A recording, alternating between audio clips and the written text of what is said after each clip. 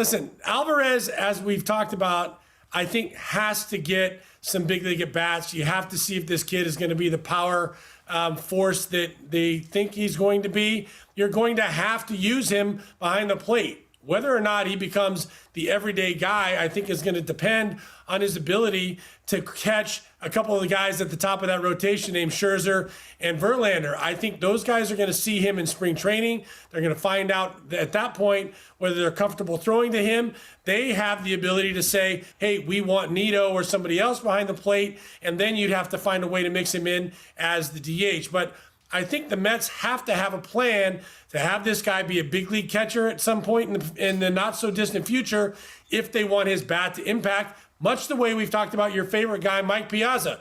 Not a great catcher, a Hall of Fame hitter, and look, he's in the Hall of Fame as a catcher because of that reason.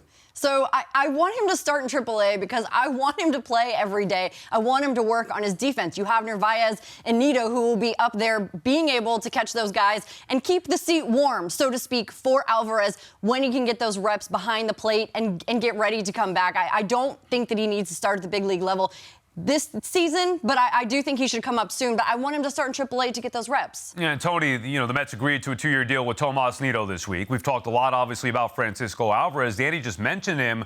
Are we potentially overlooking the impact of Omar Narvaez? Yes, absolutely. This is the guy who is most likely going to be getting the lion's share of the reps behind the plate. Definitely early in the season, but maybe for the full season. The Mets committed to this guy for 2 years, a player option for the second year, but really as a team, you're committing to him for 2 years. He is, as we talked about platooning earlier, at third base, but he's a left-handed hitter. That's huge. That's why the Mets got him, because he can pair with Tomas Nido. I think it's an indication, not that the Mets are shying away from Francisco Alvarez, but that they recognize there's a reality in which Alvarez does not impact this team until maybe the second half, or that when Alvarez impacts this team, it's going to be more often as a DH this year than as a catcher. Look, long-term, Francisco Alvarez, yes, he is most valuable to the Mets as a catcher. That's what spring training's for. That's what going down to AAA early in the season, if that's what the Mets choose, that's what that is going to be for.